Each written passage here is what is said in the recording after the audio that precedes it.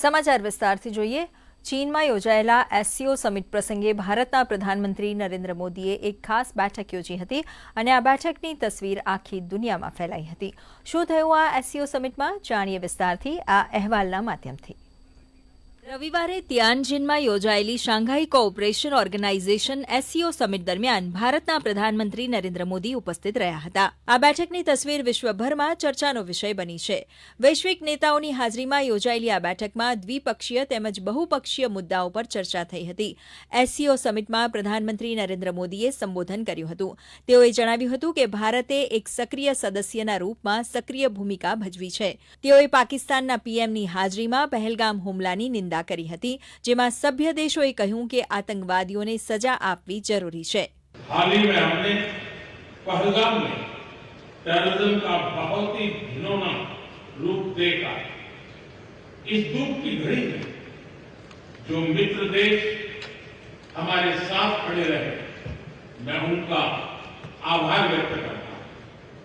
यह हमला केवल भारत की अंतरात्मा पर ही आघात नहीं, यह मानवता में विश्वास रखने वाले हर देश, हर व्यक्ति को खुली चुनौती थी। ऐसे में प्रश्न उठना स्वाभाविक है, क्या कुछ देशों द्वारा आतंकवाद का खुलेआम समर्थन हमें स्वीकार्य हो सकता है? જ્યારે ચીને અમેરિકા પર સીધો હુમલો કર્યો, એસસીઓ સમિટમાં જિનપિંગે ટ્રમ્પ પર નિશાન સાધ્યું। તેમણે કહ્યું કે બુલિંગ વર્લ્ડ ઓર્ડર હવે નહીં ચાલે। દુનિયા અસ્તવ્યસ્ત અને જટિલ ફેરફારોમાંથી પસાર થઈ રહી છે। રાષ્ટ્રપતિ જિનપિંગે એસસીઓ નેતાઓને આહ્વાન કર્યું છે। તેમણે ન્યાય અને તટસ્થતા જાળવવાની અપીલ કરી। તેમણે કહ્યું કે શીત યુદ્ધની માનસિકતા અને જૂથવાદનો વિરોધ કરો, ધમકીભર્યા વર્તનનો પણ વિરોધ કરો અને કોઈ એક દેશે વૈશ્વિક વ્યવસ્થા પર પ્રભુત્વ ન રાખવું જોઈએ, જ્યારે બહુપક્ષીયતા અને સહિયારી સુરક્ષા માર્ગદર્શક સિદ્ધાંતો છે।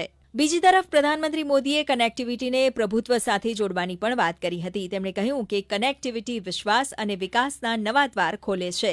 हम चाबहार पोर्ट और international north south transport corridor जैसे इनिशिएटिव पर काम कर रहे हैं। इनसे हम अफगानिस्तान और मध्य एशिया के साथ संपर्क बढ़ा सकते हैं।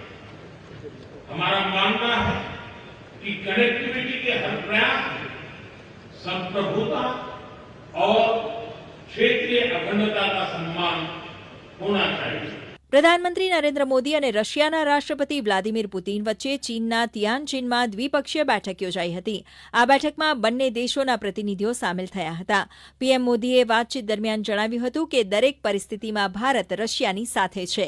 आपसे मिलकर बहुत खुशी हो रही है और मैं हमेशा अनुभव करता हूं कि आपको मिलना मतलब एक यादगार मीटिंग भी होती है, बहुत सी चीजों की जानकारियों का आदान प्रदान करने का अवसर मिलता है।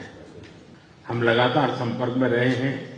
दोनों पक्षों के बीच नियमित रूप से कई उच्च स्तरीय बैठकें भी हुई है। इस वर्ष दिसंबर में हमारी 23वीं समिट के लिए 140 करोड़ भारतीय उत्सुकतापूर्वक आपका इंतजार कर रहे हैं। एक्सेलेंसी, ये हमारी special and privilege strategic partnership की गहराई और व्यापकता का परिचायक है।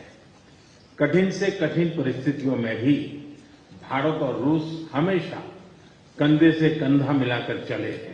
રશિયન ડાયરેક્ટ ઇન્વેસ્ટમેન્ટ ફંડના સીઈઓ દિમિત્રિવના જણાવ્યા અનુસાર રશિયા ટૂંક સમયમાં ભારતમાં નવા રોકાણ પ્રોજેક્ટ્સની જાહેરાત કરશે। બ્યુરો રિપોર્ટ, દૂરદર્શન સમાચાર, અમદાવાદ। બિહાર ડ્રાફ્ટ વોટર લિસ્ટના મુદ્દે સુપ્રીમ કોર્ટે મહત્વનો નિર્ણય સંભળાવ્યો છે। સુપ્રીમ કોર્ટે વાંધો રજૂ કરવાની તારીખ 1 સપ્ટેમ્બરથી આગળ લંબાવવાની ના પાડી છે, તેમજ આ મુદ્દે વધુ સુનાવણી 8 સપ્ટેમ્બરના રોજ કરવામાં આવશે। બિહાર વિધાનસભા ચૂંટણી પહેલા મતદાતા સૂચિમાં સંશોધનની પ્રક્રિયા તેના અંતિમ ચરણમાં પહોંચી છે। મતદાતા સૂચિમાં નામ જોડવા અને હટાવવા માટે દાવો દાખલ કરવાનો આજે અંતિમ દિવસ હતો। હવે આ તારીખ આગળ લંબાશે નહીં। બિહારમાં મતદાતા સૂચિમાં વિશેષ ગહન સર્વેક્ષણને લઈને દાવા અને આપત્તિઓ માટે આરજેડી અને એઆઈએમઆઈએમના આવેદનો પર આજે સુપ્રીમ કોર્ટમાં સુનાવણી થઈ હતી।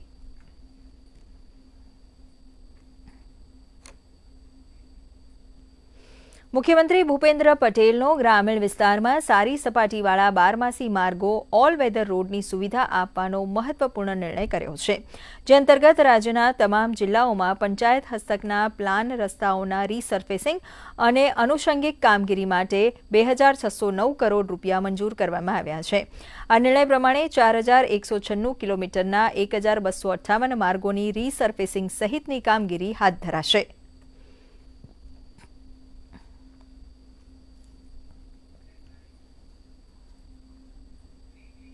સાબરકાંઠા જિલ્લાના રસ્તાઓ હાલમાં અંબાજી જતા પદયાત્રીઓથી ઉભરાઈ રહ્યા છે, ત્યારે સાબરકાંઠા પોલીસ દ્વારા તમામ પદયાત્રીઓ માટે 24 કલાક પેટ્રોલિંગ કરવામાં આવી રહ્યું છે. સાથે સાથે અકસ્માત ન સર્જાય તે માટે રિફ્લેક્ટર પણ લગાડવામાં આવી રહ્યા છે. તેમજ જિલ્લા પોલીસ દ્વારા પદયાત્રીઓને મેડિકલ સેવાઓ, ભોજન વ્યવસ્થા તથા આરામ કરવા સહિતની સેવાઓ પૂરી પાડવામાં આવી રહી છે.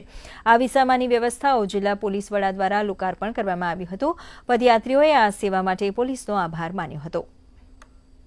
24 કલાક આ સેવા કેમ્પ શરૂ રહેશે અને આગામી 7 તારીખ સુધી આ સેવા કેમ્પનું આયોજન કરવામાં આવ્યું છે.